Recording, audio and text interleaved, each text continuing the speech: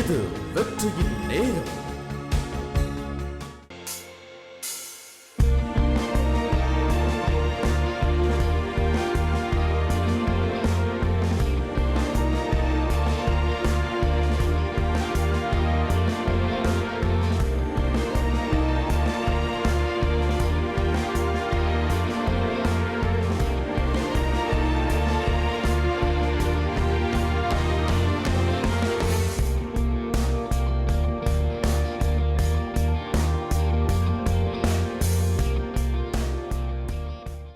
வேதம் வைத்திருக்கிற எல்லாரும் கரங்களில் வேட்டி காண்பிப்போம்.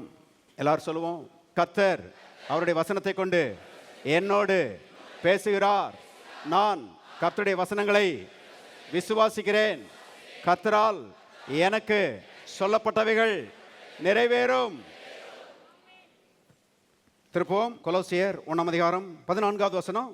குமாரனாகிய அவருக்குள் அவருடைய ரத்தத்தினாலே பாவ மன்னிப்பாகிய மீட்பு நமக்கு உண்டாயிருக்கிறது. ஆண்டவராக இயேசுவை சொந்த ரட்சகராக ஆண்டவராக உள்ளத்தில் ஏற்றுக்கொள்ளாதவர்கள் இருப்பீர்களானால் இயேசு கிறிஸ்துவை ஆண்டவராக சொந்த ரட்சகராக உங்களுடைய உள்ளத்திலே ஏற்றுக்கொள்ள வேண்டும். வேதத்தில் எழுதப்பட்டிருக்கிறது இயேசுவை பற்றி, இவரே மெய்யான தேவனும் நித்திய ஜீவனுமாயிருக்கிறார். இயேசுவே மெய்யான தேவனும் வாழ வைக்கிறவருமாயிருக்கிறார், நித்திய ஜீவனுமாயிருக்கிறார் என்று வேதம் சொல்கிறது. பாருங்க, இன்னைக்கு எல்லா மனிதர்களுக்குள்ளேயும் ஒரு கேள்வி இருக்கிறது. மெய்யான தேவன் இருக்கிறாரா? அவர் எங்கே இருக்கிறாரு? அவர் எப்படிப்பட்டவர்? அவரை தொடர்பு கொள்ள முடியுமா? அவரை அறிந்து கொள்ள முடியுமா? அவருடைய ஆசீர்வாதங்களை பெற்றுக்கொள்ள முடியுமா என்கிற கேள்வியோடு இன்னைக்கு அநேகர் மனிதர்கள் வாழ்ந்து கொண்டிருக்கிறார்கள். அருமையானவர்களே, வேதம் சொல்லுகிறது மெய்யான தேவன் இருக்கிறார். அவருடைய பெயர் இயேசு. கவனிங்க, பிலிப்பு என்கிற ஒரு மனுஷன் இயேசு இந்த பூமியிலே மனிதனாக இருந்தபோது அவர்கிட்ட கேட்குறான், ஆண்டவரே பிதாவை எங்களுக்கு காண்பியும், அது எங்களுக்கு போதும் அப்படிங்கிறான். பாருங்க, கடவுளை எனக்கு காமிங்க, அது எனக்கு போதும். அந்த அதரிசனமான தேவனை எனக்கு காமிங்க, அது எனக்கு போதும் சொல்லி பிலிப்பு இயேசுவிடத்திலே கேட்கிறான். அதற்கு இயேசு சொன்னார், பிலிப்புவே, இவ்வளவு காலம் நான் உன்னோடு இருந்தோம், நீ என்னை அறியவில்லையா? என்னை கண்டவன் பிதாவை கண்டான், என்னை கண்டவன் கடவுளை கண்டான், நான் தான் அந்த மெய்யான தேவன் என்று அருமையானவர்களே இயேசு அன்றைக்கு சொன்னார் என்று வேதம் சொல்கிறது. ஆகவே இயேசு மெய்யான தேவனாயிருக்கிறார். அவரை தொடர்பு கொள்ள முடியும். பாருங்க, அவரை அழைக்க முடியும். அழைத்தால் அவர் உள்ளே வருவார். உள்ளத்துக்குள்ள அவர் அழைக்கலாம், இல்லத்துக்குள்ள அவர் அழைக்கலாம். பாருங்க, அழைப்பின் பேரிலேயே கர்த்தர் வருகிறார் என்பதை பாருங்க வேதம் போதிக்கிறது. பாருங்க, இன்னைக்கு மனுஷங்க கூட அப்படிதான், அழைச்சாதான் போவாங்க.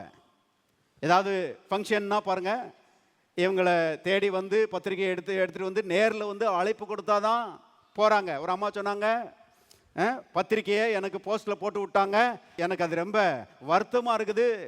போஸ்ட்டில் போடுகிற அளவுக்கு நான் என்ன ரொம்ப குறைஞ்சி போயிட்டேன்னா, இந்த கல்யாணத்துக்கு நான் போகவே மாட்டேன்னு சொன்னாங்க. அருமையானவர்களே, மனிதர்கள் அவ்வளவு தூரம் மரியாதை செய்கிறாங்க, எதிர்பார்க்கிறாங்க. தேவாதி தேவன் மனிதர்களை பார்க்கலும் கோடி மடங்கு மரியாதைக்குரியவர். பாருங்க, அவர் அழைத்தால் வருகிறார் என்பதை தெரிந்து கொள்ளுங்கள், அழைக்காவிட்டால் வரமாட்டார். மெய்யான தேவனாய் இயேசுவை அழைக்க வேண்டும் என்று வேதம் போதிக்கிறது. அவர் அழைத்தால் உள்ளே வருகிறார். உள்ளே வந்தால் வாழ்க்கை அற்புதமயமாக மாறுகிறது. வாழ்க்கை அற்புதமயமாக அருமையானவர்களே மாற ஆரம்பிக்கிறது என்பதை தெரிந்து கொள்ளுங்கள். இயேசு அழைப்பின் பேரிலே வருகிறார். பாவத்தை மன்னிக்கிறாரு, வியாதிகளை குணமாக்குகிறாரு, தரித்திரத்தை போக்குகிறாரு, சாபங்களை நீக்குகிறாரு, சமாதான கேட்டெல்லாம் மாற்றி போடுகிறார். அருமையானவர்களே, ஆகவே அழைப்பின் பேரிலேயே கர்த்தர் வந்து அற்புதங்களை செய்கிறார் என்று வேதம் சொல்கிறது. உள்ளத்துக்குள்ள அழைத்தால் இயேசு வருவார். இயேசு இந்த பூலோகத்திலே வாழ்ந்த நாட்களிலே பாருங்க, கானா ஊரில் என்கிற ஊரில் ஒரு கல்யாணம் நடந்தது. அந்த கல்யாண வீட்டார் வேதத்தை பார்க்கும்போது அவங்க ஒரு ஏழை ஜனங்களாக இருந்திருப்பாங்க போல தெரியுது. அந்த ஏழை ஜனங்க இந்த இயேசுவை அந்த கல்யாணத்துக்கு அழைத்தார்கள். அந்த இயேசு அவருடைய அழைப்பை ஏற்று அந்த கல்யாணத்துக்கு போயிருந்தார் என்று வேதம் சொல்லுறது. ஆச்சரியப்படத்தக்க ஒரு காரியம். பாருங்க, இன்னைக்கு ஒரு ஏழை மனுஷன் போய் கவர்னரை வீட்டுக்கு அழைச்சா அவர் வருவாருன்னு சொல்ல முடியாது. முதலமைச்சரை அழைச்சா வருவாங்கன்னு சொல்ல முடியாது. பிரதம மந்திரியை அழைச்சா வருவாருன்னு சொல்ல முடியாது. ஆனால் அருமையானவர்களே, தேவாதி தேவன் முதல் மந்திரியை காட்டிலும் பிரதம மந்திரியை காட்டிலும் கோடி மடங்கு பெரியவர். ஒரு சாதாரண மனுஷனுடைய அழைப்பை ஏற்று வருகிறார். ஆச்சரியப்படத்தக்க விஷயம் பாருங்க. ஆகவே கானா ஒரு கல்யாண வீட்டுக்கு அவர் போயிருந்தார். அங்கே திராட்சரசம் குறைபட்டு போய்விட்டது. நம்ம ஊர்ல சாப்பாடு இல்லாம போன மாதிரி அவர்களுக்கு அவமானம் காத்திருந்தது, பழிச்சொல் காத்திருந்தது, கண்ணீர் காத்திருந்தது. ஆனால் கர்த்தர் இயேசு அங்கே சாதாரண தண்ணீரை அசாதாரணமான திராட்சரசமாக மாற்றி அவருடைய குறைவை அன்றைக்கு நீக்கி கொடுத்தார். அவருடைய கண்ணீரை துடைத்தார். பாருங்க, அன்றைக்கு வெட்கத்துக்கும் அவமானத்துக்கும் உள்ளாக வேண்டிய அந்த கல்யாண வீட்டார் மகிமைக்கு உள்ளானார்கள். இயேசு மகிமையாக மாற்றி கொடுத்தார். இன்றைக்கு அந்த இயேசு மாறாதவர் சாதாரண வாழ்க்கையை அசாதாரணமான வாழ்க்கையாக மாற்றுகிற அற்புதத்தின் தேவன் தான் ஆண்டவராய் இயேசு. அவர் அழைப்பின் பேரிலேயே வருகிறார். ஆகவே இயேசுவை ஆண்டவராக ஏற்றுக்கொள்ளாதவர்கள் இங்கே இருப்பீர்களானால், இயேசுவே உள்ளத்துக்குள்ளே வாரும், நீர் என் ஆண்டவர் என்று சொல்லி அவருக்கு அழைப்பு கொடுங்கள். கர்த்தர் உள்ள வந்தார்னா வாழ்க்கை அற்புதமயமாக மாறும். இயேசுவை ஆண்டவராக ஏற்றுக்கொண்ட தேவனுடைய மக்கள், அருமையானவர்களே, பாவத்திலிருந்து விடுதலையாக்கப்பட்டிருக்கிறோம் என்கிற சத்தியத்தை அறிந்து கொள்ள வேண்டும் என்று கர்த்தர் விரும்புகிறார். இதை போல இனிப்பான ஒரு செய்தி வேற எதுவும் இருக்க முடியாது. கவனிங்க, கர்த்தர் நம்மை பாவத்திலிருந்து விடுதலையாக்கி இருக்கிறார். நாம் எல்லாரும் பாவத்திலிருந்து விடுதலையாக்கப்பட்டவர்கள் என்று அருமையானவர்களை வேதம் போதிக்கிறது. பாருங்க, பாவத்திலிருந்து கர்த்தர் நம்மை விடுதலையாக்கி இருக்கிறார். ஏன்னா கவனிங்க, கர்த்தர் பாவத்திலிருந்து ஏன் மனுஷனை விடுதலையாக்குகிறார்? அதுதான் அவர் செய்கிற மிகப்பெரிய ஒரு நன்மை மனுஷனுடைய வாழ்க்கையில. ஏன் அதை செய்கிறார்னா, எல்லா தீமைகளுக்கும் இந்த பாவம் தான் வேறாயிருக்கிறது, ஆணி வேறாயிருக்கிறது. கர்த்தர் அதை பிடுங்குறாரு பாருங்க. பாவத்து நிமித்தம் தான் மனுஷன் இன்னைக்கு தேவனை விட்டு பிரிந்து சமாதானம் இல்லாதவனாக வாழ்ந்து கொண்டிருக்கிறான். தேவனோடு கூட ஐக்கியம் இல்லை, உறவு இல்லை. ஆகவே வாழ்க்கையில அருமையானவர்களே நிறைவு இல்லை, திருப்தி இல்லை.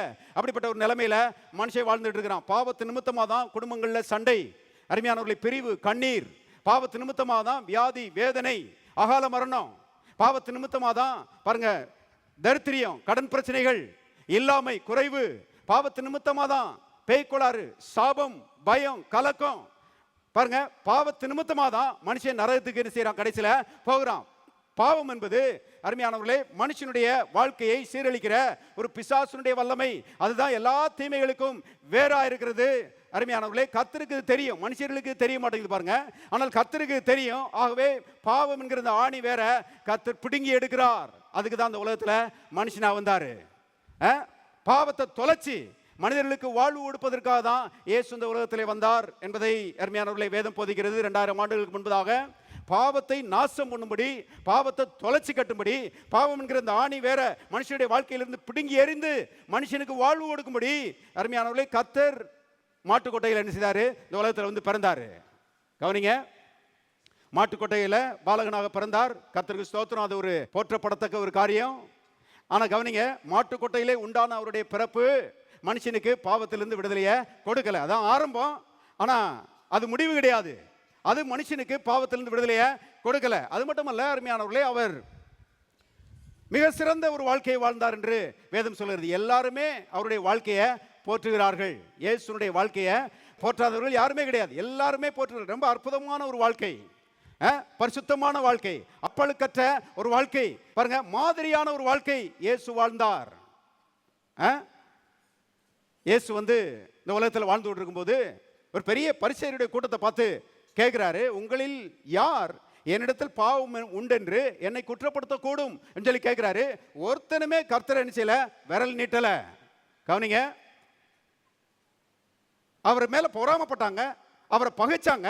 ஆனா யாருமே அருமையானவர்களே இயேசுவை நீங்க இந்த பாவத்தை செஞ்சீங்கன்னு சொல்லி என்ன செய்யல, விரல் நீட்டல. அப்படிப்பட்ட ஒரு பரிசுத்த வாழ்க்கையை இயேசு வாழ்ந்தார். கவனிங்கள், மாதிரியான ஒரு வாழ்க்கை. கர்த்தருக்கு ஸ்தோத்திரம். ஆனால் இந்த மாதிரியான வாழ்க்கை யாரையும் ரட்சிக்கவில்லை. ஆனால் அவருடைய வாழ்க்கையின் முடிவிலே, வாலிபத்தின் கொழுமையான பருவத்திலே அருமையானவர்களே, கர்த்தர் வந்து கல்வாரி சிலுவையிலே அடிக்கப்பட்டு ரத்தத்தை எல்லாம் சிந்தினார், மரித்து அடக்கம் பண்ணப்பட்டு உயிரோடு எழுந்தார். அது நிமித்தமாக நம்முடைய பாவங்கள் எல்லாம் மன்னிக்கப்பட்டிருக்கிறது. நாம் பாவத்திலிருந்து விடுதலை ஆகி இருக்கிறோம். வாசிக்கலாம், எபிரேயர் புஸ்தகம் 10ஆம் அதிகாரம் 10வது வசனம். இயேசு கிறிஸ்துவினுடைய சரீரம் ஒரே தரம் பலியிடப்பட்டதினாலே அந்த சித்தத்தின்படி நாம் பரிசுத்தமாக்கப்பட்டிருக்கிறோம் அல்லது பாவத்திலிருந்து விடுதலை ஆகி இருக்கிறோம். நல்லா கவனிங்க, இயேசு அருமையானவர்களே நமக்காக பலியிடப்பட்டு பாவத்திலிருந்து நம்ம என்ன செய்திருக்கிறார், விடுதலை ஆக்கி இருக்கிறார். எல்லாரும் கரங்களை உயர்த்தி சொல்லுவோம், இயேசு எனக்காக சிலுவையிலே பலியிடப்பட்டு என்னை பாவத்திலிருந்து விடுதலையாக்கி இருக்கிறார். இன்னொரு முறை சொல்லுவோம், இயேசு எனக்காக சிலுவையிலே பலியிடப்பட்டு என்னை பாவத்திலிருந்து விடுதலையாக்கி இருக்கிறார்.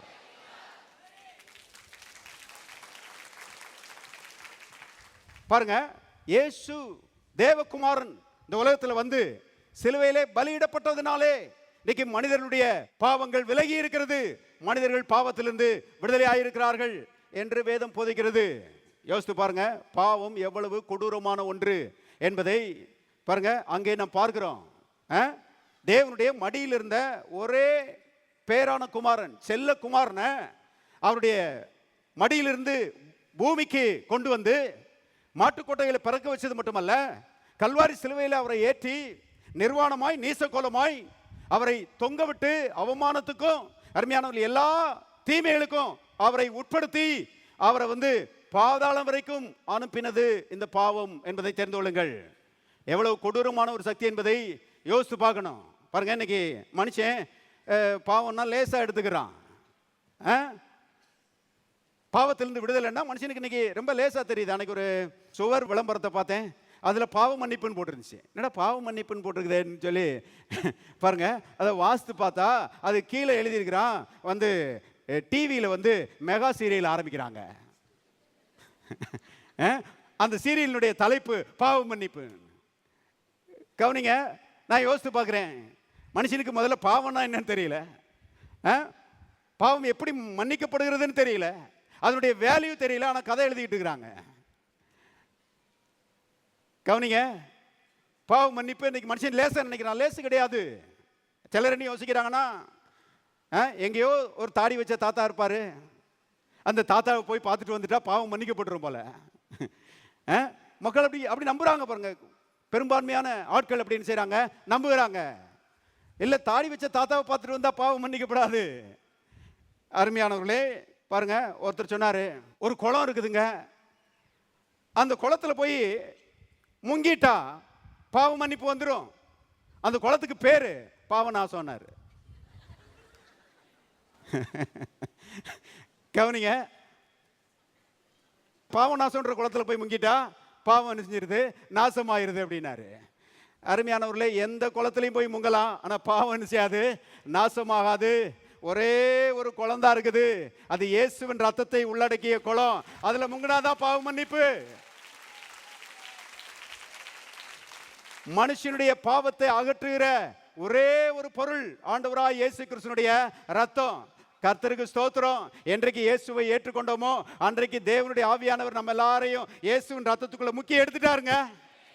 எத்தனை பேர் ஆமென் சொல்றீங்க?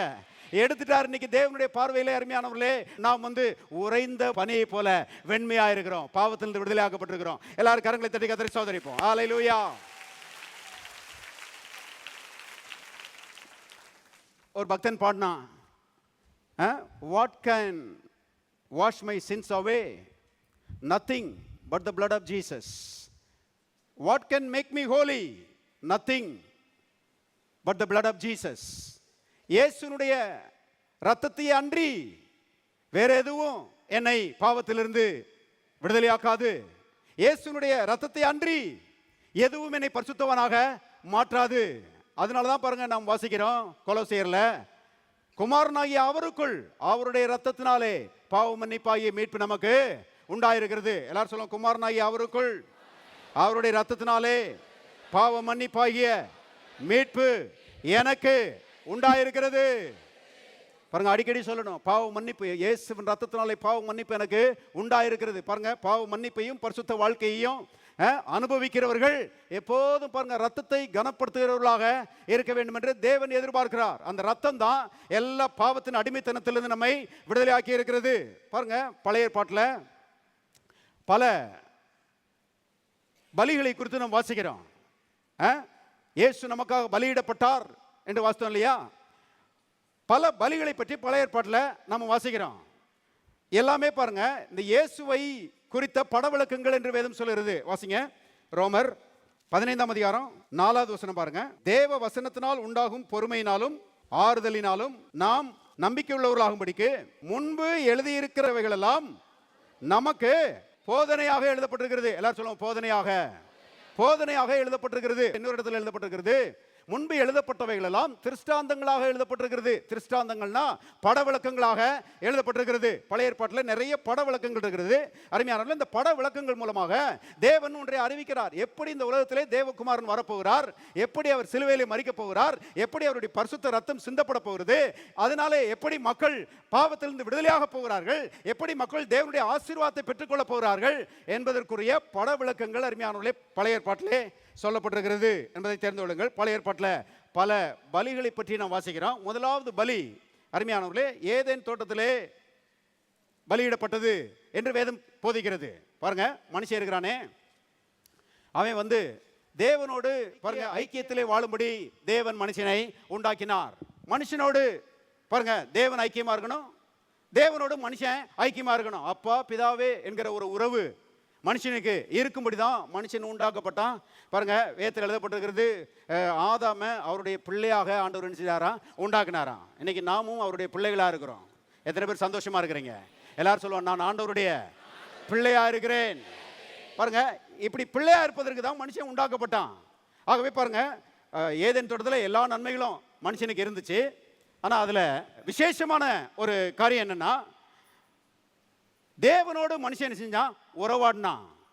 பகலின் குளிர்ச்சியான வேளையில தேவன் வர்றாரு, ஆதாம எவ்வளோ அவரை எதிர்கொண்டு என்ன செய்றாங்க, ஓடுறாங்க, அப்பா பிதாவேன்னு சொல்லி பழகுறாங்க. ரொம்ப அற்புதம் பாருங்க அருமையானவர்களே. தேவனோடு கூட இருக்கிற அந்த ஐக்கியத்தை போல மேன்மையான ஒன்று இந்த உலகத்தில் எதுவுமே கிடையாது. எல்லாம் இருந்தது, எல்லாவற்றுக்கும் மேலாக தேவனோடு ஒரு உறவு இருந்தது. ஆனா என்னைக்கு பாவம் செஞ்சானோ அன்னைக்கு தேவனை விட்டு பிரிஞ்சு விருட்சங்களுக்குள்ளே போய் ஒளிஞ்சுக்கிட்டான். பைபிளில் போட்டிருக்கு, தேவனுக்கு பயந்து விருட்சங்களுக்குள்ளே போய் ஒளிஞ்சுக்கிட்டான். அது மட்டுமல்ல, வேதத்தில் எழுதப்பட்டிருக்கிறது, மனுஷன் தன்னை நிர்வாணி என்று அறிந்தான் என்று எழுதப்பட்டிருக்கிறது. அது வரைக்கும் நிர்வாணியாக தான் இருந்தான். ஆனால் அருமையானவர்களே, தேவனுடைய ஒரு மகிமையின் உடை அவனுக்கு கொடுக்கப்பட்டிருந்தது. தேவன் மகிமையினாலே ஆதாமையும் ஏவாளையும் உடுத்து வைத்திருந்தார். ஒளியின் ஆடை, குளோரியஸ், மகிமையான ஒன்று, அதனால உடுத்து வைக்கப்பட்டிருந்தான். நல்லா கவனிங்க, என்னைக்கு பாவம் செஞ்சானோ அன்னைக்கு இந்த மகிமையின் ஆடை போயிடுச்சு.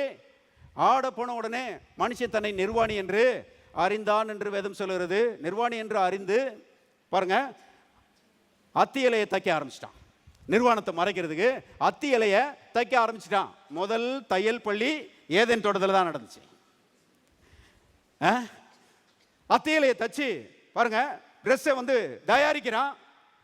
ஆனால் அந்த ட்ரெஸ்ஸில் ஒரு பிரயோஜனம் கிடையாது. பாருங்க, அது தச்ச உடனே அழகா இருக்குது. ஆனால் கொஞ்சம் வெயில் ஏறின உடனே காஞ்சி சுருங்கி ஒடிஞ்சு உதுர ஆரம்பிச்சிருது. ஆகவே பிரயாசப்படுகிறான். ஆனால் நிர்வாணத்தை நினைச்ச முடியல, மறைப்பதற்கு ஒரு ட்ரெஸ்ஸை உண்டாக்க முடியல. இதுதான் அருமையான மனுக்குலத்தினுடைய ஒரு அவல நிலை என்பதை தெரிந்து கொள்ளுங்கள். மனுஷன் என்ன பிரயாசப்பட்டாலும் தன்னுடைய பாவத்தை அவன் மூட முடியாது, பாவத்திலிருந்து அவன் தன்னை விடுவித்துக் கொள்ள முடியாது. கவனிங்க, மனுஷனுக்கு மற்ற திறமைகள்லாம் இருக்கலாம், மற்ற திறமைகள்லாம் நிறைய இருக்குதான் செய்யுது. ஆனால் பாவத்திலிருந்து தன்னைத்தானே விடுவித்துக் கொள்ள அவனுக்கு திறமையே இல்லை. பாவத்துக்கு முன்பாக மனிதன் அருமையானவர்களே பலனற்றவனாய் இருக்கிறான். ஆகவே அருமையானவர்களே, பாவத்திலிருந்து தன்னை விடுவித்துக் கொள்ள முடியவில்லை. இப்ப தேவன் வர்றாரு, வந்துட்டு ரெண்டு பேரையும் கூப்பிடுறாருங்க, வாங்க. இவங்க கூப்பிட்டுட்டு இவங்க கண்களுக்கு முன்பாக ஒரு மிருகத்தை அடிக்கிறார், ஒரு மிருகத்தை பலியிடுகிறார். அதனுடைய ரத்தம் சிந்தப்படுகிறது. அதனுடைய தோலை உரிச்சு, வேதத்தில் எழுதப்பட்டிருக்கிறது, தேவனாகிய கர்த்தர் மனுஷனுக்கு தோல் உடைகளை உண்டு பண்ணினார் என்று எழுதப்பட்டிருக்கிறது. அவனுடைய தோலை உரிச்சு அவனுக்கு பாருங்க தோல் உடைகளை கர்த்தர் என்ன செய்தாராம், உண்டாக்கி கொடுத்தாராம். முதல் முறையாக ஆதாம் அருமையானவர்களே ஒரு மிருகம் சாகிறதை பார்க்கிறான். ஒரு மிருகம் செத்ததை அவன் இதுவரைக்கும் பார்த்ததே கிடையாது. கண்களுக்கு முன்னாக ஒரு மிருகம் சாகிறது, ரத்தம் சிந்துகிறது, அப்படியே பார்த்து அதிர்ச்சியில் நிற்கிறான். தேவன் ஒன்று சொல்றாரு, எவர் ஆதாமே, பாவம் செஞ்சது நீ, அடிக்கப்பட வேண்டியது நீ, ஆனால் அடிக்கப்படுகிறது ஒரு ஆட்டுக்குட்டி. ரத்தம் சிந்த வேண்டியது நீ, ஆனால் ரத்தம் சிந்துகிறது ஒரு ஆட்டுக்குட்டி. சாக வேண்டியது நீ, சாகிறது ஒரு ஆட்டுக்குட்டி. அக்கினியிலே தகனிக்கப்பட வேண்டியது நீ, ஆனால் தகனிக்கப்படுகிறது ஒரு ஆட்டுக்குட்டி.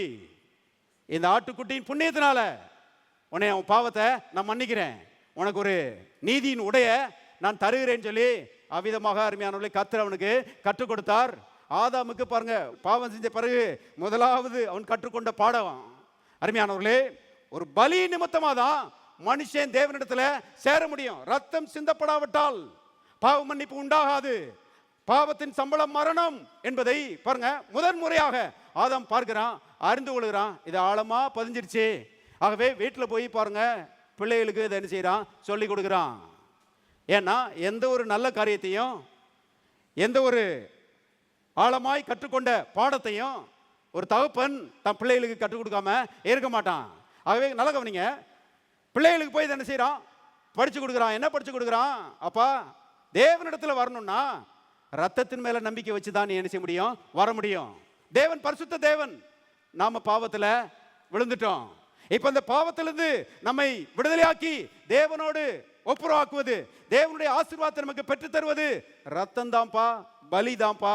ஆகவே தேவனிடத்துல வரும்போது பலிகளை கொண்டுட்டு தான் வரணும், ரத்தத்தை நம்பி தான் வரணும்னு சொல்லி கற்றுக் கொடுத்துருக்கிறான். அதனாலதான் பாருங்க ஆபேலை பற்றி நாம் விதமாக வாசிக்கலாம்.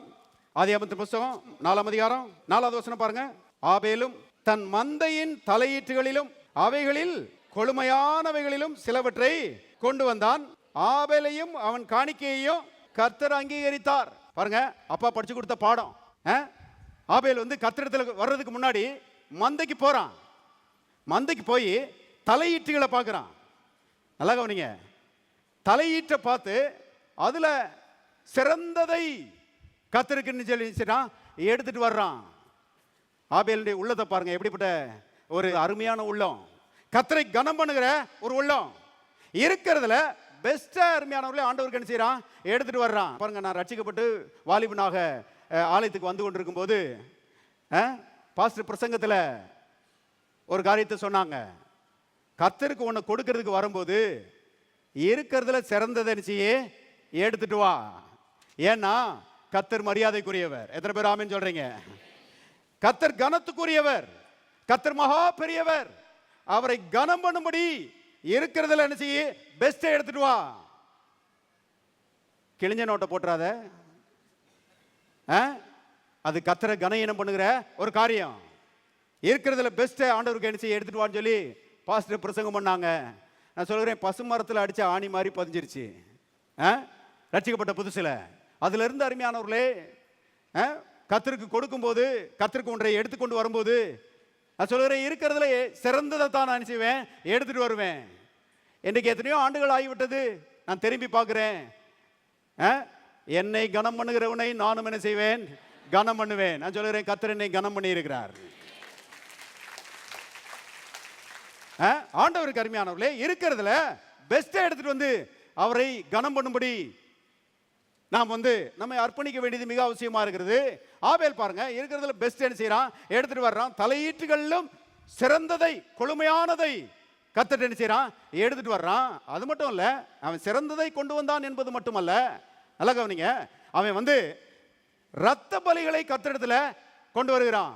கொண்டு வரும்போதே கர்த்தர் சொல்கிறான், ஆண்டவரே, உம்மிடத்துல எனக்கு ஒரு அங்கீகாரம் வேணும்னா இந்த பலி நிமித்தம் தான் ஆண்டவரே அது ஏற்பட முடியும்.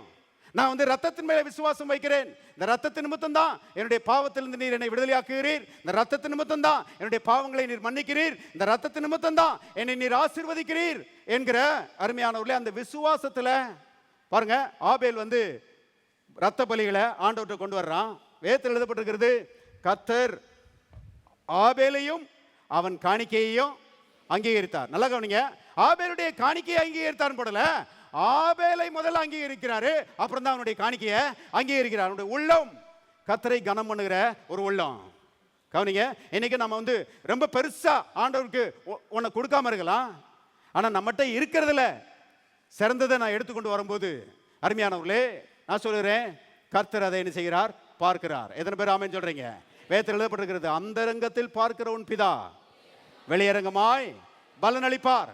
ஆகவே பாருங்க, சிறந்ததை எடுத்துட்டு வர்றது மட்டுமல்ல, ரத்த பலிகளை எடுத்துட்டு வர்றான். கர்த்தர் பார்க்கிறாரு, ஆபேலை அங்கீகரிக்கிறாரு, அவனுடைய காணிக்கையை அங்கீகரிக்கிறாரு. வேதத்தில் எழுதப்பட்டிருக்கிறது, அவனை நீதிமான் என்று தீர்த்து அவனை பாருங்க ஆசீர்வதிக்கிறார். ஆபேல் நீதிமான் என்று தீர்க்கப்படுகிறான். ஆனா அவனுக்கு ஒரு அண்ணன் இருந்தான் பாருங்க. அவன் பேர் என்ன பேர்? காயின். இந்த காயின் பாருங்க, அவனுக்கும் போதிக்கப்பட்டிருக்கிறது, அவங்க அப்பா சொல்லியிருக்கிறாரு. ஆனா இவன் பாருங்க, இவன் என்ன யோசிக்கிறான்னா, நான் என் வழியில தான் வருவேன், என் வழி தனி வழி அப்படின்னு சொல்ற ஆள் பாருங்க இவன். கவனிங்க,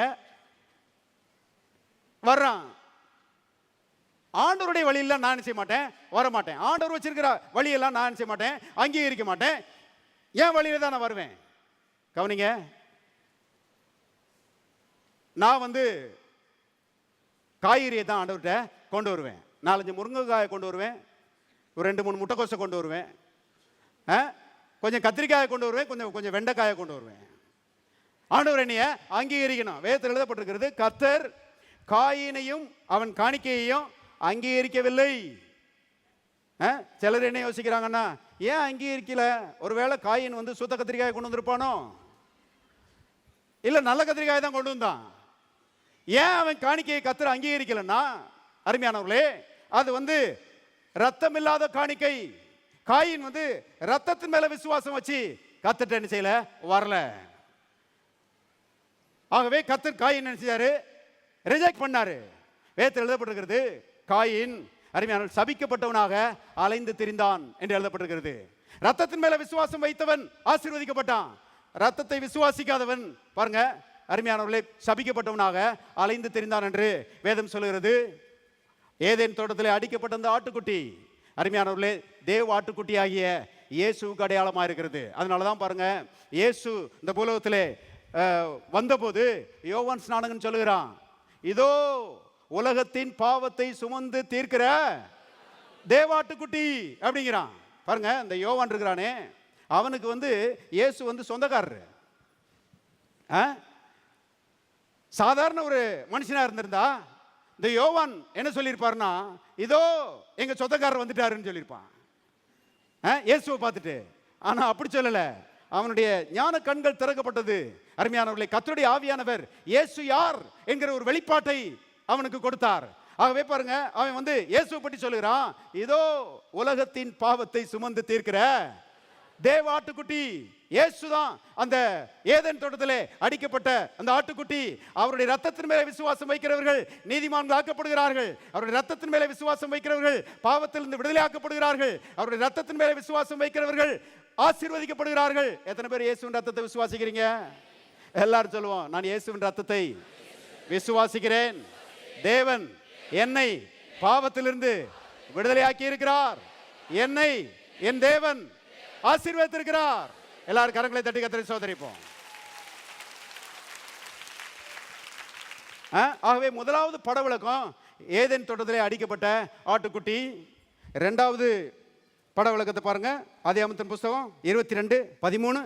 ஆபிரகாம் தன் கண்களை ஏறெடுத்து பார்க்கும்போது இதோ பின்னாக புதரிலே தன் கொம்புகள் சிக்கிக் கொண்டிருந்த ஒரு ஆட்டுக்கடாவை கண்டான். அப்பொழுது ஆபிரகாம் போய் கடாவை பிடித்து அதை, எல்லாரும் சேர்ந்து வாசிங்க, தன் குமாரனுக்கு பதிலாக தகன பலியிட்டான். கவனிங்க, இரண்டாவது பட விளக்கம். ஆபிரகாம் அருமையானவர்கள் ஒரு ஆட்டுக்குட்டியை எடுத்து, தேவன் அந்த ஆட்டுக்குட்டியை அவனுக்கு காண்பிக்கிறாரு, முற்புதரில் அது சிக்கி கிடக்குது, அதை எடுத்து பலியிட்டுகிறான். தன் குமாரனுக்காக அதை என்ன செய்தான், பலியிட்டான் என்று நாம் வாசிக்கிறோம். இந்த சம்பவம் உங்களுக்கு தெரிஞ்சிருக்கும். பாருங்க, இதை ஆரம்பிக்கும் போதே எப்படி ஆரம்பிக்குது பாருங்க. ஆதியாகமத்தின் புஸ்தகம் ஆதியாகமம் 22:1 வசனம். இந்த காரியங்கள் நடந்த பின்பு, எல்லாரும் சேர்ந்து வாசிங்க, தேவன் ஆபிரகாமை என்ன செய்தார், சோதித்தார். போதும். சில ஆட்கள் பாருங்க, இவங்க வாழ்க்கையினுடைய கஷ்டங்களை நியாயப்படுத்துவதற்காக வசனங்களை எடுத்துக்கிடுவாங்க. வசனங்களை வளைச்சி நெளிச்சு இவங்க வாழ்க்கையினுடைய கஷ்டங்களை நியாயப்படுத்துவதற்கு அதை ஆதாரமாக நினைச்சுவாங்க, பயன்படுத்துவாங்க. அப்படி பயன்படுத்தக்கூடாது. சில ஆட்கள் சொல்றாங்க, இந்த போட்டிருக்குது பார்த்தீங்களா, தேவன் ஆபிரகாமை என்ன செய்தாராம், சோதிச்சாராம். அப்பனா ஆண்டவர் இன்னைக்கு என்ன செய்யறாரு, நம்ம எல்லாரையும் சோதிக்கிறாரு அப்படின்றாங்க. இவங்க என்ன சொல்ல வர்றாங்கன்னா, ஆண்டவர் வந்து டிபியை போட்டு சோதிக்கிறாரு, கேன்சரை போட்டு சோதிக்கிறாரு, ஆக்சிடென்ட்ல மாட்டி விட்டு சோதிக்கிறாரு, கையை காலை ஒடிச்சு ஆண்டவர் என்ன செய்யறாரு, சோதிக்கிறாருன்னு சொல்லி அந்த மாதிரி சொல்லி விட்டுறாங்க. அருமையானவர்களே, தேவன் சோதிக்கிறாரா என்கிற கேள்விக்கு பதில் என்ன தெரியுமா? ஆம். ஆனா எப்படி சோதிக்கிறார்ன்றதான் கேள்வி. அருமையானவர்களே, கர்த்தர் சோதிக்கிறாரு, ஆனா ஒருவரையும் அவர் தீமையினால் சோதிக்கிறவர் அல்லவே. வேதத்தில் எழுதப்பட்டிருக்கிறது, சோதிக்கப்படுகிறவன் எவனும் நான் தேவனால் சோதிக்கப்படுகிறேன் என்று சொல்லாதிருப்பானாக. தேவன் தீமையினால் சோதிக்கப்படுகிறவர் அல்ல, அவர் ஒருவரையும் தீமையினால் சோதிக்கிறவர் அல்ல. நம்முடைய தேவன் நல்ல தேவன். ஆமென். நம்முடைய தேவன் இரக்கமுள்ள தேவன். அருமையானவர்களே, அவர் யாரையுமே தீமையினால் சோதிக்கிறவர் அல்ல. தீமை அவரிடத்திலிருந்து வருகிறதே கிடையாது. ஒரு போதும் வியாதியை போட்டு உங்களை சோதிக்க மாட்டாரு. ஒரு போதும் தரித்திரத்தை கொடுத்து உங்களை சோதிக்க மாட்டாரு. அருமையானவர்களே, ஒரு போதும் கஷ்டத்தை கொடுத்து உங்களை கர்த்தர் சோதிக்க மாட்டாரு. கர்த்தர் நல்லவர். எல்லாரும் கரங்களை விரித்து சொல்லுவோம், நான் ஆராதிக்கிறேன் என் தேவன் நல்ல தேவன். இன்னொரு முறை சொல்லுவோம், நான் ஆராதிக்கிறேன் என் தேவன் நல்ல தேவன்.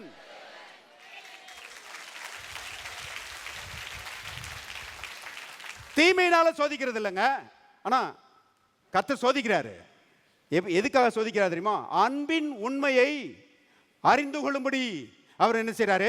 சோதிக்கிறார். ஏன்னா மனுஷனுக்காக அவர் ஜீவனையே என்ன செய்திருக்கிறாரு? கொடுத்திருக்கிறாரு. அருமையானவர்களே, இப்ப ஜீவனை கொடுத்த கர்த்தர் இப்ப ஜீவனுக்கு ஈடாக நாம் அவரை நேசிக்கிறோமா என்று பார்க்கும்படியாக அவர் என்ன செய்யறாரு? சோதிக்கிறார் என்பதை தெரிந்து கொள்ளுங்கள். அருமையானவர்களே, அன்பின் உண்மையை சோதிக்கிறாரு. கவனிங்க, கர்த்தருடைய அன்பு பலவந்தமான ஒரு அன்பு. ஆனா அந்த அன்பு, அருமையானவர்களே, அன்பை எதிர்பார்க்கிறது. அன்பினாலே நாம் ரெஸ்பாண்ட் பண்ணும்படி அவர் எதிர்பார்க்கிறார்.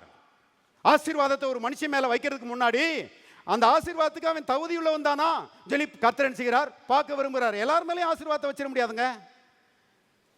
ஆபிரகாமை ஆசீர்வதிக்கிறதுக்கு அருமையான முன்னால அவனை வந்து விசுவாசிகளின் தகப்பனாக மாற்றுவதற்கு முன்னால இந்த ஒரு டெஸ்ட பண்ணி தான் ஆக வேண்டியது இருக்குது. ஆபிரகாம் தன்னை முழுமையாய் நேசிக்கிறானா? பணத்தை பார்க்கலாம், மனைவியை பார்க்கலாம், பிள்ளைகளை பார்க்கலாம், இந்த உலகத்தில் இருக்கிற எதை பார்க்கலாம், ஆபிரகாம் தன்னை நேசிக்கிறானா என்று பார்க்க கர்த்தர் என்ன செய்தார்? விரும்பினார். அருமையானவர்களே, அப்படி டெஸ்ட் என்ன செய்யறாரு? வாக்கிய தான் செய்யறாரு. ஆனா கவனிங்க, ஆபிரகாம் இந்த டெஸ்ட்ல பாஸ் பண்ணிட்டான். அருமையானவர்களே, கர்த்தர் ஆபிரகாம் சொல்றாரு, தரிசனமாகி அவன் சொல்றாரு, உன் புத்திரனும் உன் ஏகசுதனும் உன் நேசகுமாரனுமாகிய ஈசாக்கை கூட்டிக் கொண்டு மோரியா தேசத்துக்கு போய் அங்கே நான் உனக்கு காண்பிக்கிற மலைகள் ஒன்றிலே அவனை தகன பலியாக பலியிடு அப்படின்னு சொல்லி கர்த்தர் சொல்றாரு. கவனிங்க, பலியிடுன்னு சொன்ன உடனே மேலோட்டமா வாசிக்கிறவங்க என்ன யோசிக்கிறாங்க? ஆண்டவர் நரபலி கேட்கிறாரோ, ஈசாக்க இந்த மாதிரி பலியிட சொல்றாரே அப்படின்னு சொல்லி என்ன செய்யறாங்க? யோசிக்க தோன்றுகிறது. நல்லா கவனிங்க, கர்த்தர் நரபலி வாங்குறவர் இல்லைங்க. ஆனால் அங்கே ஒரு செய்தியை கர்த்தர் அறிவிக்கிறார். என்ன செய்தி தெரியுமா? பாவம் செய்த மனுக்குலம் தண்டிக்கப்பட வேண்டும், பாவத்தின் சம்பளம் மரணம். ஈசாக்கு, அருமையானவர்களே, பாவ மனுக்குலத்தினுடைய பிரதிநிதியா இருக்கிறான். அவை கர்த்தர் சொல்றாரு, அவனை கொண்டு போய் மோரியா தேசத்தில் என்ன செய்ய? பலியிடு சொல்லி கர்த்தர் சொல்றாரு. இந்த ஆபிரகாம் இருக்கிறானே, இவன் பாருங்க கர்த்தருடைய வார்த்தையை விசுவாசிக்கிறவன், கர்த்தரை உயிருக்கு உயிரா நேசிக்கிற ஆளு. ஆகவே பாருங்க, கர்த்தர் ஒருவேளை மனம் மாறுவாரோன்னு சொல்லி பாருங்க காத்துக்கிட்டே கட்டில் படுக்கல. பைபிளில் போட்டுருக்குது, அதிகாலையில் எழும்பிட்டான். எழும்புனா கழுதைகளுக்கு சேனம் கட்டினா, விறகுகளை பிளந்தான், நெருப்பை கையில் எடுத்துக்கிட்டான், ஈசாக்கு கூட்டிக்கிட்டான், 2 வேலைக்காரரையும் கூட்டிக்கிட்டு அருமையான கர்த்தர் சொன்ன இடத்துக்கு நேரா நடந்து போனான் என்று வேதம் சொல்லுகிறது. நேரா போறான் மோரியா தேசத்துக்கு. 3 நாள் பிரயாணம். அருமையானவர்களே, பிரயாணம் 3 நாள் முடியும் போது அந்த இடம் தெரிகிறது, அது மலை மேல. ஆகவே ஆபிரகாம் சொல்லுகிறான் வேலைக்காரங்களை பார்த்து, நீங்க கழுதைகள் எல்லாம் இங்கே இருக்கட்டும், இங்க நெல்லுங்க, நானும் பிள்ளையாண்டானும் போய் தொழுது கொண்டு திரும்பி வருவோம் அப்படிங்கிறான். நல்லா கவனிங்க, என்ன விசுவாசம் பாருங்க ஆண்டவர் மேல. ஆண்டவர் வந்து ஈசாக்கு பலியிடு அப்படின்னு சொல்லி இருக்கிறாரு. ஆண்டவரே பலியிட சொல்லிட்டாரு. அப்ப ஈசாக்கு செத்தே போவான், இனிமே நாம மட்டும் தான் தனியா இருப்போம் அப்படின்னு சொல்லி ஆபிரகாம் விசுவாசிக்கல. ஏன் தெரியுமா? பலியிட சொல்வதற்கு முன்பதாகவே தேவன் சொல்லி இருக்கிறாரு, ஈசாக்கினிடத்தில் உன் சந்ததி விளங்கும், வானத்தின் நட்சத்திரங்களைப் போல, கடற்கரை மணலை போல உன் சந்ததி ஈசாக்கினிடத்திலிருந்து வரும் என்று கர்த்தர் ஏற்கனவே சொல்லி இருக்கிறார். ஆகவே ஆபிரகாமுடைய விசுவாசம் என்னன்னா, ஒருவேளை தேவனுடைய வார்த்தையின்படி ஈசாக்கு பலியிடப்பட்டு அவன் மரித்து அவன் தகனிக்கப்பட்டு சாம்பலா போனா கூட கர்த்தர் அந்த சாம்பல்ல இருந்து ஈசாக்கை உயிரோட எழுப்புவார்.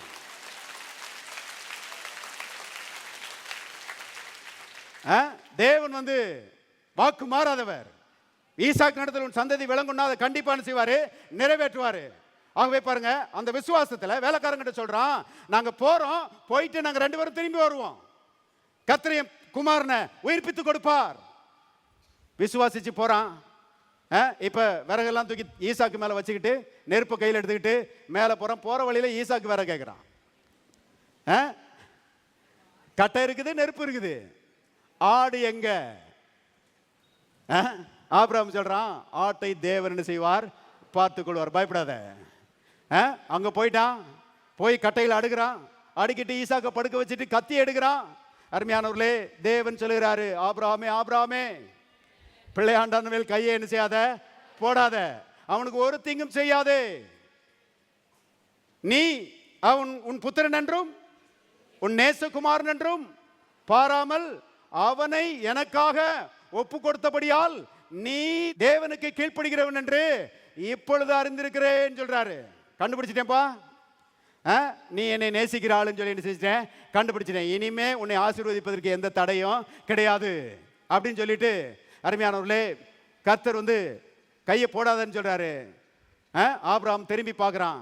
திரும்பி பார்த்தா அங்க ஒரு ஆடு ரெடியா இருக்குது, முட்புதரில் சிக்கி கிடக்குது. அதை எடுத்துட்டு அருமையானவர்களே, தன் குமாரனுக்கு பதிலாக என்ன செய்கிறான், பலியிடுகிறான். அருமையானவர்களே, ஈசாக்குக்கு பதிலாக ஆடு ரத்தம் சிந்துகிறது, ஈசாக்குக்கு பதிலாக ஆடு சாகிறது, ஈசாக்குக்கு பதிலாக ஆடு தகனிக்கப்படுகிறது. இப்ப ஆட்டினுடைய புண்ணியத்தினால குமாரனை பாருங்க, ஈசாக்கை உயிரோட பெற்றுக்கொண்டு ஈசாக்கினுடைய வாழ்வை எண்ணி பார்த்த மாத்திரத்தில் ஆபிரகாமுக்கு தேவன் மேல பெரிய நன்றிப்பு இருக்கு. ஆபிரகாம் தேவனுக்கு ஒரு பேர் வைக்கிறான், யெகோவா ஈரே. எல்லாரும் சொல்லுவாங்க, யெகோவா ஈரே. யெகோவா ஈரேனா தேவைகள் எல்லாவற்றையும் சந்திக்கிறவர். மனுஷனுக்கு நிறைய தேவைகள் இருக்கிறது, ஆவிக்குரிய தேவை இருக்குது, மனதுக்கு அடுத்த தேவைகள் இருக்கிறது, சரீரத்துக்கு அடுத்த தேவைகள் இருக்கிறது, பொருளாதாரத்துக்கு அடுத்த தேவைகள் இருக்கிறது, குடும்பத்துக்கு அடுத்த தேவைகள் இருக்கிறது, ஏராளம் தேவைகள் இருக்கிறது. அருமையானவர்களே, எல்லா தேவை பார்க்கலும் பெரிய தேவை பாவ மன்னிப்பு, பாவத்திலிருந்து விடுதலையாக வேண்டும், ஆவிக்குரிய தேவை. பாருங்க, இவ்வளவு தேவைகள் இருக்கிறது. ஆபிரகாம் அதை நன்றாய் உணர்ந்து கொண்டான். தேவன் எல்லா தேவைகளையும் இந்த பலியின் மூலமாக என்ன செஞ்சிருக்கிறாரு, சந்திச்சிருக்கிறாரு. யெகோவா ஈரே, அதைத்தான் பாருங்க அப்போஸ்தலனாகிய பவுல் பிலிப்பியர்ல சொல்றாரு. வாசிக்கலாம், பிலிப்பியர் 4ஆம் அதிகாரம் 19வது வசனம். என் தேவன் தம்முடைய மகிமையின் ஐஸ்வரியத்தின்படி உங்கள் எத்தனை குறைவுகளை எல்லாம் கிறிஸ்து இயேசுவுக்குள் என்ன செய்வார், நிறைவாக்குவார். யெகோவா ஈரே, தேவைகள் எல்லாவற்றையும் சந்திக்கிறவர். இங்கே எழுதப்பட்டிருக்கிறது, என் தேவன் உங்கள் குறைவுகளை எல்லாம் கிறிஸ்து இயேசுவுக்குள்ளே நிறைவாக்குகிறார். பலியிடப்பட்ட அந்த ஆட்டுக்குட்டியின் மூலமாக உங்கள் குறைவுகளை எல்லாம் நிறைவாக்குகிறார், உங்கள் தேவைகளை எல்லாம் சந்திக்கிறார். அவருடைய பெயர் யெகோவா ஈரே. எல்லாரும் சொல்லுவோம், என் தேவன் தம்முடைய மகிமையின் ஐஸ்வரியத்திலிருந்து என்னுடைய குறைவையெல்லாம் இயேசு கிறிஸ்துவின் மூலமாக நிறைவாக்குகிறார். மறுபடியும் சொல்லுவோம், என் தேவன் என்னுடைய குறைவுகளை எல்லாம் தம்முடைய மகிமையின் ஐஸ்வரியத்தின்படி இயேசு கிறிஸ்துவின் மூலமாய் நிறைவாக்குகிறார். யெகோவா ஈரே. ஆபிரகாம் சொல்றான், இந்த ஆடு பலியிடப்பட்டபடினால என் குமாரன் பொழைச்சிட்டான். அன்னைக்கு பாருங்க, தேவன் ஆபிரகாமுக்கு படிச்சு கொடுத்தாரு, ஆபிரகாமே உன் மகன் பலியிடப்படக்கூடாதுப்பா, உன் மகன் வாழ்ந்திருக்கணும், நீ வாழணும், உன் மகன் வாழணும், உன் சந்ததி வாழணும், அதுக்காக என் மகனை இந்த மோரியா மலையில ஒரு நாளைக்கு என்ன செய்ய போறேன், பலியிட போறேன்னு சொல்லி தான் அந்த ஆட்டை கத்தனை செய்தாரு, காண்பிச்சாரு. எத்தனை மகத்தான ஒரு காரியம் பாருங்க. இயேசு அதே மோரியா மலையில தான் மரிச்சாராம் பாருங்க, அதே இடத்துல தான் இயேசு சிலுவையிலே அடிக்கப்பட்டார். அருமையானவர்களே, அப்படி அடிக்கப்பட்டதன் மூலமாக இன்றைக்கு பாவத்திலிருந்து நாம் விடுதலை ஆகியிருக்கிறோம், நாம் இன்றைக்கு வாழ்ந்து கொண்டிருக்கிறோம். நான் சொல்கிறேன், நம்முடைய வாழ்வை எந்த பிசாசும் தடுத்து நிறுத்த முடியாது, எந்த சவாலும் நம்மை மேற்கொள்ள முடியாது. ஏனென்றால் ஆணி வேறையே கத்தரிச்சிருக்கிறாரு, பிடுங்கி இருக்கிறாரு, இன்றைக்கு நம்மை வாழ வைத்திருக்கிறார். எத்தனை பேர் சந்தோஷமா இருக்கிறீங்க? ஆகவே அருமையானவர்களே, அது 2வது பட விளக்கம். 3வது ஒரே ஒரு பட விளக்கத்தை பார்த்து முடிப்போம். யாத்திராகமத்தின் புஸ்தகம் 12ஆம் அதிகாரம் 3வது வசனம். நீங்கள் இஸ்ரவேல் சபையார் யாவரையும் நோக்கி, இந்த மாதம் 10ஆம் தேதியிலே வீட்டு தலைவர்கள் வீட்டுக்கு ஒரு ஆட்டுக்குட்டியாக ஒவ்வொருவரும் ஒவ்வொரு ஆட்டுக்குட்டியை தெரிந்து கொள்ள கடவர்கள். இப்போ 5வது வசனம் பாருங்க. அந்த ஆட்டுக்குட்டி பழுதற்றதும் ஆணும் 1 வயதும் உள்ளதா இருக்க வேண்டும். செம்மறியாடுகளிலாவது வெள்ளாடுகளிலாவது அதை தெரிந்து கொள்ளலாம். அதை இந்த மாதம் 14ஆம் தேதி வரைக்கும் வைத்திருந்து இஸ்ரவேல் சபையின் ஒவ்வொரு கூட்டத்தாரும் சாயங்காலத்தில் அதை அடித்து அதன் இரத்தத்தில் கொஞ்சம் எடுத்து தாங்கள் அதை புசிக்கும் வீட்டு வாசல் நிலைக்கால்கள் 2லும் நிலையின் மேற்சட்டத்திலும் தெளித்து அன்று ராத்திரியிலே அதன் மாம்சத்தை நெருப்பினால் சுட்டு புளிப்பில்லாத அப்பத்தோடும் கசப்பான கீரையோடும் புசிக்க கடவீர்கள். இப்ப பாருங்க 13வது வசனம். நீங்கள் இருக்கும் வீடுகளில் அந்த ரத்தம் உங்களுக்காக அடையாளமாயிருக்கும். அந்த ரத்தத்தை நான் கண்டு உங்களை கடந்து போவேன். நான் எகிப்து தேசத்தை அழிக்கும் போது, எல்லாரும் சேர்ந்து வாசிங்க, அழிக்கும் வாதை உங்களுக்குள்ளே வராதிருக்கும். இஸ்ரவேல் மக்கள் எகிப்து தேசத்தில் 430 வருஷம் அடிமையா இருக்கிறாங்க. இந்த பார்வோன் பாருங்க, கொடிய அரக்கனாக மக்களை வந்து பாருங்க மிதிச்சுக்கிட்டு இருக்கிறான். மக்களுடைய வாழ்க்கை பரிதாபமா இருக்கிறது. அடிமைத்தனத்திலே தவித்தார்கள். இந்த பார்வோன் பிசாசுக்கு அடையாளமா இருக்கிறான். அவருடைய அடிமைத்தனத்தின் வாழ்க்கை பாவ வாழ்க்கைக்கு அடையாளமா இருக்கிறது. நல்லா கவனிங்க. அடிமைத்தனத்தில் சொல்லி முடியாத கஷ்டம், நிமிர்ந்து நிற்க முடியாது, போட்டுருவான் முதுகுல வாரடி ஆளோட்டியில வச்சு. சரியா சாப்பாடு இல்லை, சரியான தூக்கம் இல்லை, சரியான சம்பளம் இல்லை. அருமையானவர்களே, ஆம்பளை பிள்ளை பிறந்தா எடுத்துட்டு போய் கண்களுக்கு முன்பாக என்ன செய்யறான், நீல நதிக்குள்ள போட்டுடுறான். உள்ளத்துல சமாதானம் இல்லை, மனசுல நிம்மதி இல்லை, எந்த சந்தோஷமும் இல்லை, வாழ்க்கையே கசப்பா இருக்குது. செத்து போனா நல்லாவா இருக்குமே அப்படின்னு சொல்லி யோசிக்கிறாங்க. இப்படிதான் பாருங்க பாவத்தின் அடிமைத்தனத்தில் வாழுகிற மக்கள் இருக்கிறார்கள்.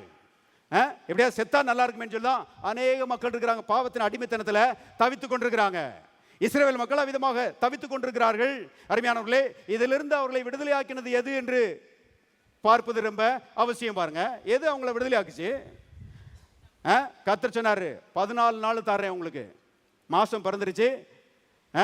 ஆபிப் மாதம் வந்து வருஷத்தினுடைய முதல் மாதம்.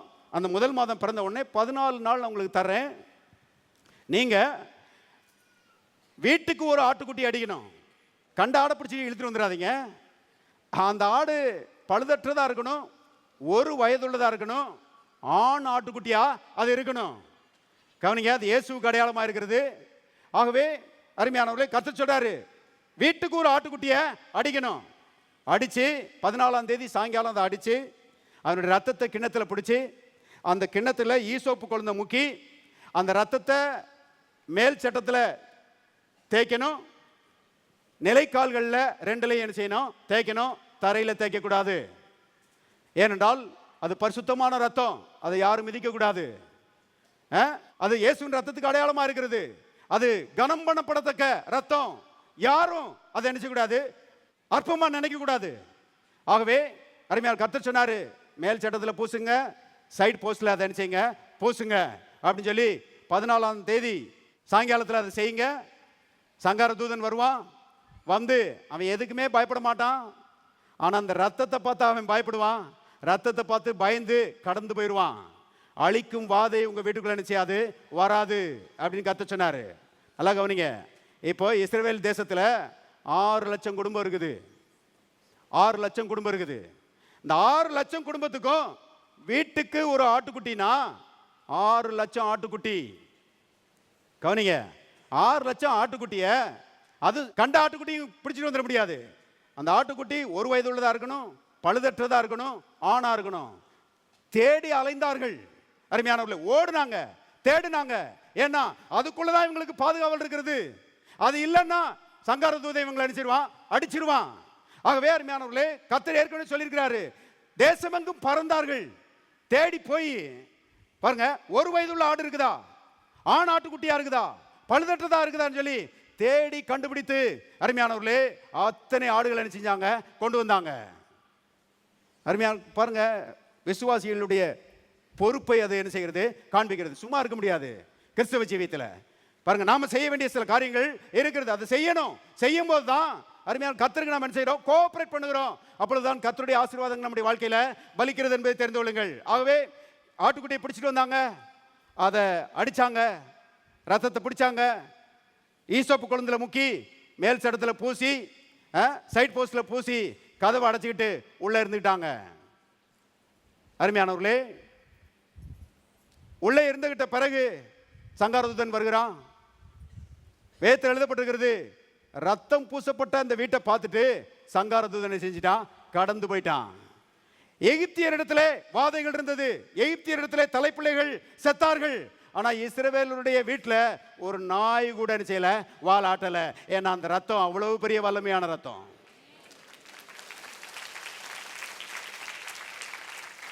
சங்காரதூதனை யாரும் அவாய்ட் பண்ண முடியாது, எந்த பார்வோனும் அவனை தடுத்து நிறுத்த முடியாது. ஆனால் அருமையானவர்களை ரத்தம் தடுத்து நிறுத்துகிறது. அந்த ரத்தம் அருமையானவர்கள் ஆண்டவராகிய இயேசு கிறிஸ்துவினுடைய ரத்தம். கவனிங்க, என்றைக்கு நம்ம ரட்சிக்கப்பட்டோமோ அன்றைக்கு பாருங்க, அந்த ரத்தத்தை விசுவாசித்தோம். அந்த ரத்தத்தை எடுத்து அருமையானவர்களே, இன்றைக்கு நம்முடைய இருதயங்களின் அந்த கதவுல மேல் சட்டத்திலையும் உள்ளேயும் பூசி இருக்கிறோம். பிசாசு நம்மளை பார்க்கும்போது நம்மளை ஒரு ஆளா பார்க்கறது இல்ல, இயேசுனுடைய ரத்தத்தை பார்க்கிறான். ரத்தத்தை பார்த்து கடந்து போயிடுவான். அருமையானவர்களே, ஒன்றும் நம்மளை அசைக்க முடியாது. எத்தனை பேர் விசுவாசிக்கிறீங்க? அதனால தான் பாருங்க, ரத்தம் பூசப்பட்ட வீட்டிற்குள்ளே சங்காரதூதனுக்கு என்ன செய்யல, இடமே இல்லை என்று வேதம் சொல்கிறது. எத்தனை பேர் விசுவாசிக்கிறீங்க? உங்களை சுற்றிலும் உங்க குடும்பத்தை சுற்றிலும் இயேசுவின் ரத்தம் பூசப்பட்டிருக்கிறது. விசுவாசிக்கிறீங்களா? அருமையானவர்கள், வியாதிகள் கடந்து போயிடும், தரித்திரம் கடந்து போயிடும், பிசாசு கடந்து போயிடுவான். என்றைக்குமே வாழ்வு, ஏனென்றால் இயேசுவின் ரத்தம் இருக்கிறது. எல்லாரும் கரங்களை தட்டி சோதரிப்போம்.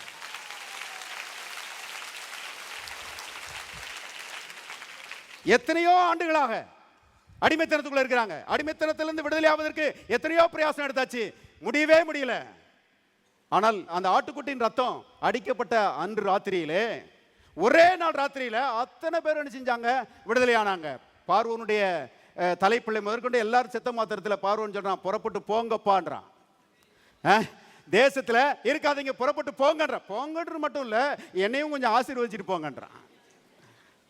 உங்களை ஒன்றும் செய்ய முடியாது, ஏன்னா உங்க தேவன் உங்க கூட இருக்கிறாரு, உங்களை ஒண்ணுமே செய்ய முடியாது, முதல்ல போங்கன்னு சொல்லி என்ன செய்யறான், அனுப்புகிறான். இஸ்ரவேல் மக்கள் அணி அணியாய் அருமையானவர்களே எகிப்தை விட்டு என்ன செய்தாங்க, புறப்பட்டு வந்தாங்க. ஆண்டாண்டு காலமாக இருந்த அடிமைத்தனம் இயேசுவின் ரத்தத்தினால ஒரே ராத்திரியிலே உடைக்கப்பட்டது. எத்தனை வல்லமையான ரத்தம் பாருங்க. அருமையானவர்களே, நான் அதை உணர்கிறேன். என் வாழ்க்கையில் நான் அனுபவிச்சிருக்கேன். பல ஆண்டுகளாக பலவிதமான பாவ பழக்கங்களுக்கு அடிமையா இருந்த ஆளு பாருங்க. நான் இந்த மதுரைக்கு வந்து காலேஜில் சேர்ந்து இந்த சேரக்கூடாத பசங்க கூடலாம் சேர்ந்து குடிக்கிறதுக்கு, சிகரெட் பிடிக்கிறதுக்கு, சினிமா பார்க்கறதுக்கு, இந்த அற்பமான காரியங்களை செய்வதற்கு அந்த பாவ பழக்கங்களுக்குள்ள சிக்கிக்கிட்டேன் பாருங்க.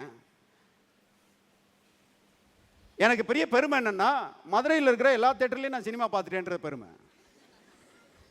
எவ்வளவு முட்டாளா இருந்திருக்கிறேன் பாருங்க. எல்லா தேட்டர்லையும் சினிமா நான் போகிறேன். அங்கே போய் இந்த அங்கே இருக்கிற என் நண்பர்களுக்கு சொல்லுவேன், எல்லா தேட்டர்லையும் சினிமா பார்த்துட்டேன்டா. உடனே அவனுங்க பாருங்க, பாவம், அவனுக்கு பக்கத்து ஊருக்கு போகிறதுக்கே முடியாது. அவனுங்களுக்கு மதுரை மாதிரி ஊரில் பட்டு கேள்வி தான் பட்டுருக்கானுங்க, போனதே கிடையாது. என்னைய பார்த்துட்டு எல்லாத்துலேயும் பார்த்துட்டியாப்பா, அடையாப்பா உன்னையமான பெரிய ஆள் யாருமே கிடையாதுன்னு நான் காலரை தூக்கி விட்டுக்குருவேன். கடைசியில் பாருங்க, இந்த பாவ பழக்கங்கள் அருமையான வெகுவாய் என்னை பாதிக்க ஆரம்பித்தது. தூக்கம் இல்லாமல் போயிடுச்சு, கான்சென்ட்ரேட் பண்ண முடியல, படிக்க முடியல பாருங்க, ஒன்றையும் உருப்படியா செய்ய முடியல. பயம், கலக்கம், அவமானம், வெட்கம், இவைகள் என்னை ஆண்டு கொள்ள ஆரம்பித்தது. சாவுக்கு ஏதுவா சில திட்டங்களை போட ஆரம்பிச்சேன், சாவை நோக்கி போக ஆரம்பிச்சேன். அருமையானவர்களே, ஏன்னா அவ்வளோ ஆழமாக போய் சிக்கிக்கிட்டேன். இன்னைக்கு பாருங்க, நிறைய வாலிபர்கள் இப்படி தான் ஆரம்பத்தில் பாருங்க, ரொம்ப ஃபன்னாக இருக்குது, ரொம்ப இன்ட்ரெஸ்டிங்காக இருக்குதுன்னு போகிறாங்க, போய் என்ன செய்ய கடைசியில் காலை விட்டு நல்லா மாட்டிக்கிறாங்க. அமெரிக்காவில் ஒரு பெரிய நதி ஒன்று இருக்குது, அமேசான் நதி. அதில் மழை அங்கே அதிகமாக பெய்யறதுனால அடிக்கடி பாருங்க வெள்ளப்பெருக்கு வருமா அந்த அமேசான் நதியில். வெள்ளப்பெருக்கு திடீர்னு வர்றதுனால அந்த வெள்ளப்பெருக்கில் நிறைய மிருகங்கள் வேற வருமா. சில நேரங்களில் முயல் வருமா, பன்றிகள், ஆடுகள், மான்கள், இதெல்லாம் பாருங்க தண்ணியில் அடிச்சு அது செத்து அப்படியே மிதந்துட்டே வருமா. இதில் இந்த பிணந்தில்லி கழுகுகள் பாருங்க, அது பாருங்க உட்காந்துட்டே இருக்குமா. இப்படி பார்த்துட்டே இருக்குமா. பார்த்துட்டே இருந்து முயல் வந்துச்சுன்னா அப்படியே போய் அதுக்குள்ள நகத்தை அப்படியே பதிக்குமா பாருங்க.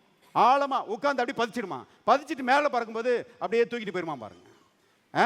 அந்த கிளாஸ்க்குள்ள அந்த நகத்துக்குள்ள அந்த முயல் சிக்கிக்கிறமா, அப்படியே தூக்கிட்டு போயிருமா. சில நேரங்களில் பாருங்க இந்த கழுகு வர்றது என்னதுன்னே தெரியாம வேகமா வந்து அப்படியே நகத்தை அதுக்குள்ள பதிச்சிடுமா பாருங்க. பதிச்சா சில நேரங்கள் அது கண்ணுக்குட்டியா இருக்குமா.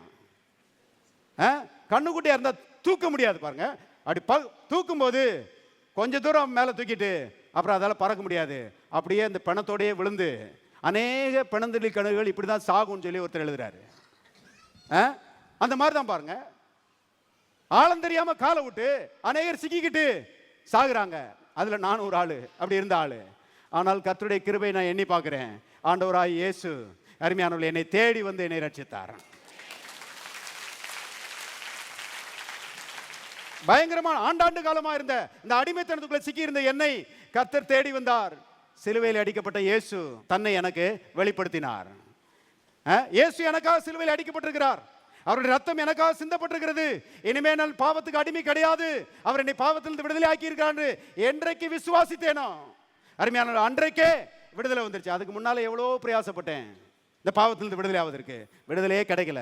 ஆனால் என்றைக்கு விசுவாசித்தேனோ அன்றைக்கு அருமையானவர்களை கர்த்தர் என்னை பாவத்திலிருந்து விடுதலை ஆக்கினார். நான் சொல்லுறேன், ரட்சிக்கப்பட்ட உங்கள ஒவ்வொருவரையும் கர்த்தர் அற்புத விதமாக பாவத்திலிருந்து விடுதலை ஆக்கி இருக்கிறார். இப்போ கடைசியாக ஒரே ஒரு காரியத்தை மட்டும் சொல்லி முடிக்கிறேன். வாசிக்கலாம், வாசித்து முடிப்போம். கலாத்தியர் 5ஆம் அதிகாரம் 1வது வசனம். ஆனபடினாலே நீங்கள் மறுபடியும் அடிமைத்தன நுகத்திற்கு உட்படாமல், எல்லாரும் சேர்ந்து வாசிங்க. கிறிஸ்து நமக்கு உண்டாக்கின சுயாதீன நிலைமையிலே நிலை கொண்டிருங்கள். எல்லாரும் சொல்ல, நிலை கொண்டிருங்கள். ஆவியானவர் சொல்றாரு, கர்த்தர் உங்களை எல்லா அடிமைத்தனத்திலும் விடுதலை ஆக்கி இருக்கிறாரு. ஒரு பெரிய சுயாதீனத்தை உங்களுக்கு கொடுத்திருக்கிறாரு. இப்ப அந்த சுயாதீனத்தை காத்துக்கொள்ள வேண்டிய பொறுப்பு உங்களிடத்திலே இருக்கிறது. நீங்க அதை காத்துக்கொள்ளனாலும் காத்துக்கொள்ளலாம், அல்லது பிசாசிட்டு அதை விட்டுறனாலும் விட்டுறலாம். கவனிங்க, கர்த்தர் விடுதலை ஆக்கி இருக்கிறாரு. அருமையானவர்களே, இப்போ விசுவாசிக்கிறவங்க என்ன செய்யறாங்க? தீர்மானம் பண்றாங்க. நான் பாவத்தோட போராட வேண்டிய அவசியம் இல்லை. பாவத்திலிருந்து கர்த்தர் என்னை விடுதலை ஆக்கி இருக்கிறாரு. அது மேல ஒரு பெரிய ஜெயத்தை கர்த்தர் எனக்கு நினைச்சிருக்காரு, தந்திருக்கிறாரு. அதை மிதித்து மேற்கொள்ளக்கூடிய ஆற்றலை கர்த்தர் எனக்கு தந்திருக்கிறாரு. வேதத்தில் எழுதப்பட்டிருக்கிறது, சர்ப்பங்களையும் தேள்களையும் என்ன செய்வீங்க? மிதிப்பீர்கள். சத்துருவின் சகல வல்லமையை மேற்கொள்ள நான் உங்களுக்கு அதிகாரம் கொடுக்கிறேன். ஒன்று உங்களை என்ன செய்யாது? சேதப்படுத்தாது. எல்லாரும் கரங்களை உயர்த்தி சொல்லுவோம். சர்ப்பங்களையும் தேள்களையும் மிதிக்கவும் சத்துருவின் சகல வல்லமையையும் மேற்கொள்ளவும் எனக்கு அதிகாரம் உண்டு. ஒன்றும் என்னை சேதப்படுத்தாது. கர்த்தர் சொல்றார், எல்லா பாவ பழக்கங்கள், பாவ சோதனைகள், பிசாசினுடைய தீமைகள், இதெல்லாம் உங்களை ஆள வேண்டிய அவசியம் இல்லை. ஏனென்றால் கர்த்தர் சிலுவையில் பலியிடப்பட்டு அதிலிருந்து உங்களை விடுதலை ஆக்கி இருக்கிறார். அதை கீழ்ப்படுத்துங்க, அதை மிதிங்க, அதை மேற்கொள்ளுங்க, வெற்றியாய் வாழுங்கள், கர்த்தருடைய நாமத்தை மகிமைப்படுத்துங்க. எல்லாரும் கரங்களை தட்டி சோதரிப்போம். எங்கள் முகவரி ஜீவ வார்த்தை ஆலயம், Madakkulam road, Palanganatham bus stand வழி, மதுரை, தென்னிந்தியா. தேவன் தாமே உங்களை ஆசீர்வதிப்பாராக.